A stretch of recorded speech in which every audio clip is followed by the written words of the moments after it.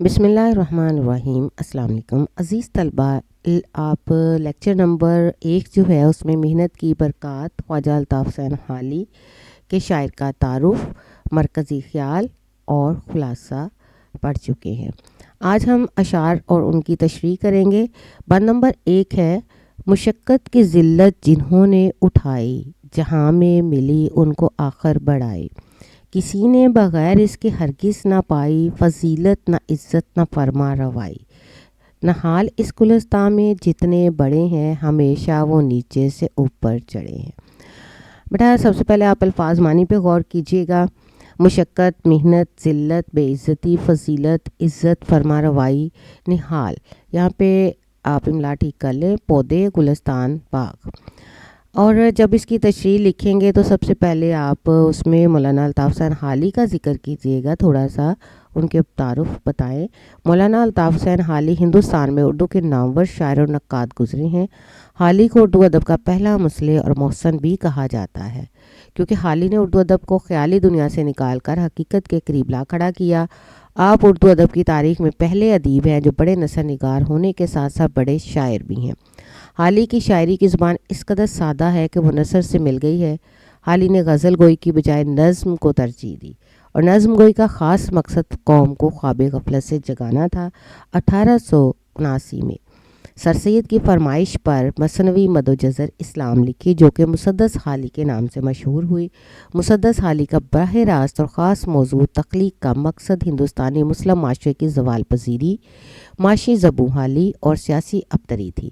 مولانا حالی نے یہ مسدس لکھ کر تاریخ ادب و فن میں وہ مقام حاصل کیا جو بہت کم شخصیات کے حصے میں آتا ہے۔ یہ نظم محنت کی عظمت و فضیلت پر ہے۔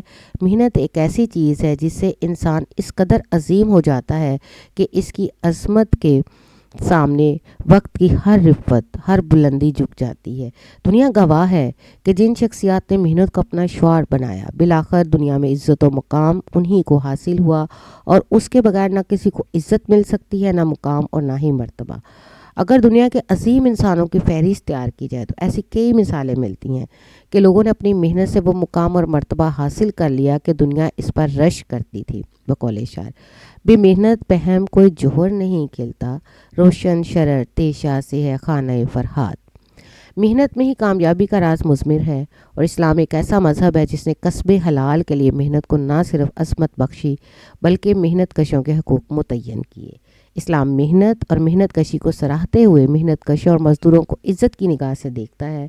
ارشاد باری تعالیٰ ہے: انسان کو وہی کچھ ملے گا جس کی اس نے کوشش کی۔ تو عزیز طلبہ، آپ نے اس کو لکھتے ہوئے کوشش کرنی ہے کہ رموز و قاف کا خاص خیال رکھیں۔ سورہ نجم میں فرمایا: اور دنیا سے اپنا حصہ لینا نہ بھول۔ رسول اللہ خاتم النبیین صلی اللہ علیہ وسلم نے محنت کرنے والوں کو اور جو رزق حلال کماتے ہیں انہیں اللہ کا دوست اور محبوب قرار دیا، اور خود آپ خاتم النبیین صلی اللہ علیہ وسلم نے محنت کرنے والوں کے ہاتھ کو چوم کر تا قیامت انہیں عظمت عطا فرمائی، اور محنت کشوں کے حقوق کو ان الفاظ سے سند عطا فرمائی: مزدور کی مزدوری اس کا پسینہ خشک ہونے سے پہلے ادا کرو۔ بقول شاعر: جو محنت کرے ہو وہی سرفراز، محنت میں انسان کی عظمت کا راز۔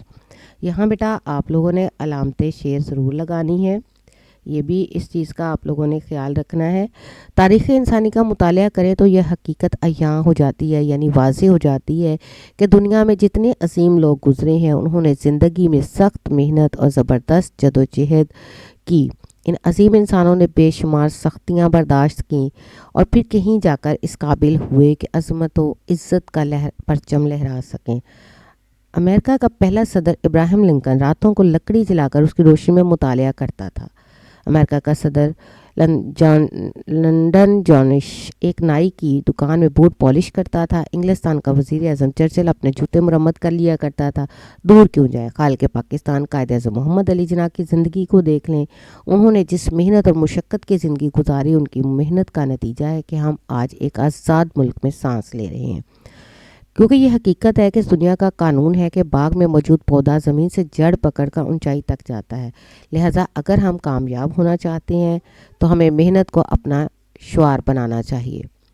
وہی ہے صاحب امروز جس نے اپنی ہمت سے زمانے کے سمندر سے نکالا گوہر فردا۔ شکریہ۔